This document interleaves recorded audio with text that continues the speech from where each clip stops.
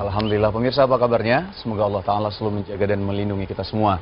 Kembali kita bertemu di Berita Islami Masa Kini, dan kali ini bersama saya Teguh Istu dan guru saya Ustadz Khalil Baslama. Assalamualaikum Ustadz. Waalaikumsalam. Sehat Ustadz? Alhamdulillah. Alhamdulillah. Ustadz, hari ini kita ada beberapa pembahasan yang akan kita bahas, dan nanti insya Allah saya akan bertanya sama antum nih Ustadz ya. Gak apa-apa Ustadz ya? Silakan. Ada beberapa sih, cuman sekarang kita akan melihat satu video Ustadz, satu tayangan tentang permen narkoba yang ditemukan di Surabaya. Dan jadi korbannya itu adalah anak-anak Ustadz. Kita lihat dulu tayangannya Ustadz ya. Baik. Baik pemirsa, ini dia.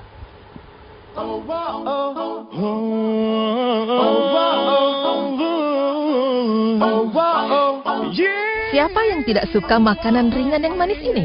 Ya, permen. Namun nampaknya kini pecinta permen terutama anak-anak harus waspada. Pada Selasa 7 Maret 2017 kemarin, tepatnya di kota Surabaya, Jawa Timur, para Satpol PP menyita ratusan permen yang dijual di toko dan asongan sekitar sekolah-sekolah dasar di 14 kecamatan. Kepala Satuan Polisi Pamong Praja Kota Surabaya mengatakan bahwa permen yang dijual dengan harga Rp1.000 per bungkusnya ini diduga mengandung bahan berbahaya yang tergolong narkoba. Razia ini digalakan sejak beberapa waktu yang lalu, tim melakukan razia pada siswa-siswi yang bolos sekolah. Dalam razia tersebut, terdapat pengakuan salah seorang pelajar SD yang bolos sekolah dan mengaku pusing setelah mengkonsumsi permen. Wali Kota Surabaya, Tri Risma hari ini pun turut angkat bicara mengenai hal ini. Dikatakannya bahwa memang ada permen temuan saat razia yang kemudian dilakukan pemeriksaan di lab dan ternyata mengandung bahan tertentu yang berbahaya bagi kesehatan. Risma pun kemudian memerintahkan kepada Dinas Kesehatan dan Satpol PP Surabaya untuk mengamankan permen serupa yang biasa dijual ke anak-anak. Hingga saat ini, permen-permen yang disita ini tengah dalam proses pengujian dan belum ada keterangan resmi dari Dinas Kesehatan setempat. Pemirsa beriman, beredarnya permen berbahaya yang diduga mengandung narkoba memang tidak terjadi pertama kali di Indonesia. Sebelumnya di akhir tahun 2016 yang lalu, banyak ditemukan permen dengan kandungan narkoba yang beredar dalam berbagai bentuk, seperti permen karet, lollipop, bahkan juga terdapat pil ekstasi yang dibentuk layaknya permen berbentuk tokoh kartun Minions. Dengan beredarnya permen-permen berbahaya seperti ini di sekeliling kita, maka haruslah kita mulai waspada akannya.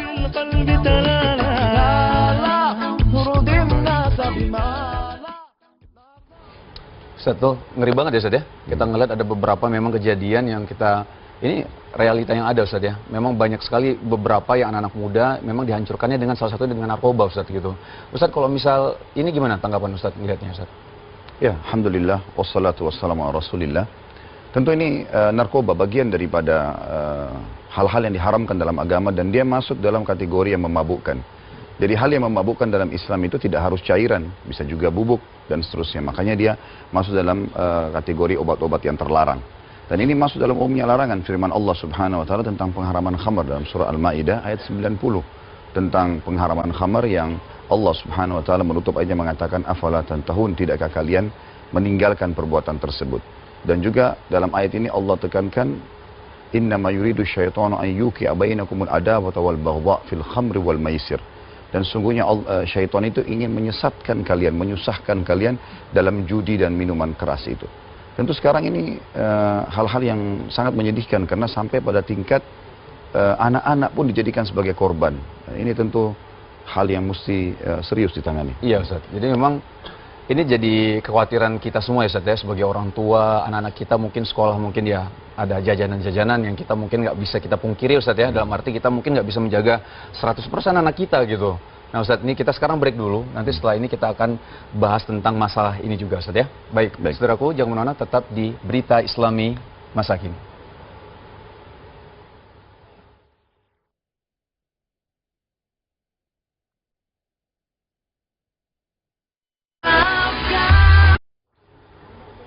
Baik saudaraku, kita kembali di Berita Islami Masa Kini.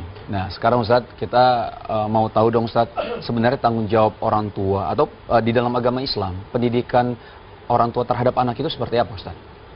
Iya, jadi semestinya orang tua merasa bertanggung jawab karena memang Allah Subhanahu wa taala menjadikan orang tua sebagai penanggung jawab ya, di dalam rumah tangganya, suami kepada istri dan anaknya, istri, kepada harta dan anak-anak suaminya, sebagaimana hadis Nabi SAW yang berbunyi, kalian semua memimpin dan diminta pertanggungjawabannya pada hari kiamat.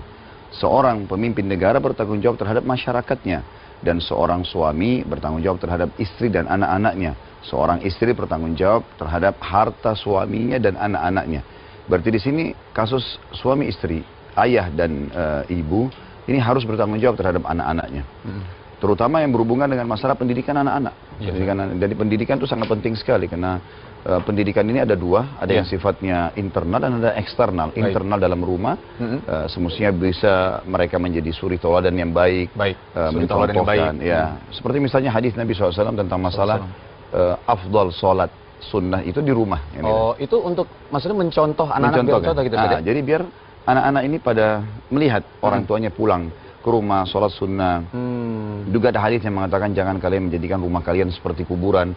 Maksudnya tidak ada ibadah, tidak ada zikir, tidak ada baca Quran, tidak ada sholat. Maka ini termasuk memasukkan dalam kategori mendidik anak. Bagaimana mendidik anak itu. Secara internal, secara eksternal juga mereka harus bisa mencari lembaga-lembaga pendidikan yang tentu lebih islami. Ya. Karena sekarang saya lihat ada permasalahan yang kita hadapi di kehidupan sosial di Indonesia, terutama muslim, secara khusus muslim yang memilih lembaga pendidikan buat anak-anaknya. Kesannya pesantren dan lembaga-lembaga agama ini adalah tempat tanda kutip ya, pembuangan. Jadi kalau tidak lulus di sekolah A atau sekolah B, baru masuk ke pesantren. Nah, mereka tidak sadar sebenarnya pesantren harus diprioritaskan, karena pesantren itu mengajak anaknya untuk jujur, belajar Al-Quran, belajar As-Sunnah, belajar halal haram, kemudian mereka dilatih untuk terbiasa sholat 5 waktu dan seterusnya. Jadi ini harus bisa difahami, sehingga secara eksternal pun orang tua terbantukan apa yang mereka didikkan dalam rumah yang internal ini. Dan tentu tidak mungkin, saudaraku seiman, sebagai orang tua kita berharap anak kita menghafal Al-Quran atau membaca Al-Quran dengan baik, atau mungkin dia rajin sholat, atau dia berprestasi lah dalam masalah agamanya. Dan tentu kalau prestasi dalam agama berarti berprestasi dalam semua kehidupan. Karena agama selalu menyuruh baik, jujur, amanah, tanggung jawab, bakti dengan orang tua, berbuat baik dengan tetangga, berbuat baik sesama manusia, bahkan sesama makhluk. Maka kalau orang dekat dengan agama pasti dia akan baik, otomatis dia akan baik. Di sini dia harus bisa, orang tua harus bisa menyadari pentingnya poin itu, sehingga dia menyatukan antara pendidikan agama yang dia sendiri harus terapkan dulu, kemudian dia bisa terapkan kepada anak-anak. Jadi Ustadz, ini kan memang ada pengaruh internal dan eksternalnya. Ini memang sama-sama kuat sebenarnya Ustadz ya, pergaulan juga gitu. Nah Ustadz, kalau misalnya memang di satu sisi kita sebagai orang tua, tadi Ustadz sudah sampaikan bahwa memang dari kecil itu harus dididik dengan agama Ustadz, itu nggak bisa kita pungkiri Ustadz ya. Nah Ustadz, seberapa penting sih anak ini nanti untuk kita Ustadz? Maksudnya ini menjadi investasi kita di dunia maupun di akhirat. Jadi sebenarnya anak itu aset amal jariah yang luar biasa, luar biasa. Misal contoh saja, saya sama Mas Wisnu sekarang pada saat kita bisa berjalan, bisa berbicara, kita mengetahui mana baik dan mana buruk. Kalau orang tua menjadi penyebab dalam hal itu, misal saya bisa berjalan karena ayah saya dan ibu saya dulu waktu kecil mengajarkan saya jalan, atau mengajarkan saya berbicara, atau membedakan, memberitahukan mana yang baik dan mana buruk, baik itu tata krama, kehidupan sehari-hari, ataupun masalah informasi, ilmu pengetahuan. Maka sampai sekarang dan mungkin sampai saya meninggal ataupun saya mengajarkan kepada orang lain, orang tua saya panen pahalanya. Masya Allah. Terus itu Ustaz ya? Maka aset amal jariah sebenarnya adalah anak-anak. Masya Allah. Nah makanya banyak orang tua tidak sadar, mereka sibuk menitipkan anaknya ke baby sister saja, atau ke pembantu rumah tangga, walaupun ini boleh, bukan tidak boleh. Karena Nabi SAW menggunakan pembantu di rumahnya, tetapi poinnya adalah bagaimana dia harus mengetahui dan menyadari kalau tenaga dia atau andil dia dalam masalah ini lebih besar dibandingkan orang-orang lain. Baik di dunia maupun di akhirat Ustaz ya. Di akhirat juga maksudnya dalam arti kalau kita meninggal, kita tetap akan dapat amalan. Tentu. Jadi sekarang kita sedang bicara masalah di dunia dia akan merasa bangga karena anaknya baik, dan akan diceritakan baik oleh masyarakat. Di akhirat juga akan menjadi aset amal jariah tentunya. Akan sangat membantu dia. Baik Ustaz, kita sekarang akan ada beberapa foto nih Ustaz. Nah ini tentang 3 pelajar di Bangkalan, ini bolos terus pesta miras Ustaz. Ini kalau antum lihat sendiri, ini apa pengaruh pergaulan itu sangat besar Ustaz? Ya, jadi sebenarnya gabungan antara internal dan eksternal pendidikan tadi itu dirangkum dalam sebuah hadis Nabi SAW yang berbunyi al-mar'u ala dini khalili, seseorang sesuai dengan lingkungan dan pergaulannya. Ya kalau orang tuanya narkoba, anak-anak juga pasti akan terbiasa Kemungkinan dengan besar itu. seperti itu, Ustaz, ya? Iya. Ditambah lagi dengan pendidikan di luar eksternal yang seperti itu juga lingkungan, maka akan sangat berbahaya. Kalau anak kita bergaul dengan 10 orang perokok misalnya, sementara dia tidak merokok, pasti dia akan terpengaruh. Teman-temannya akan mengatakan, cobalah supaya kamu tahu rasanya misalnya. Maka dia akan coba, sehari 2 hari dia akan coba, sebulan dia sudah terbiasa, setahun dia bisa merokok.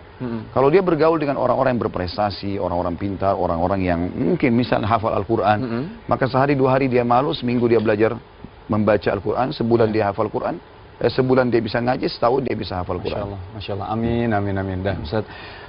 Oke, ini ada juga 5 murid horor yang tega membunuh gurunya sendiri. Ini Ustaz, beberapa kejadian-kejadian yang dan realita yang ada di Indonesia bahwa memang banyak sekali kasus-kasus yang kadang-kadang kita nggak masuk akal, Ustaz, gitu ya. Ini tadi Ustaz sudah bilang bahwa pengaruh internal, pengaruh eksternal juga penting sekali, ilmu juga penting, Ustaz, ya. Baik, Ustaz, nanti kita akan bahas lagi di segmen ketiga. Kita break dulu, Ustaz, ya. Baik.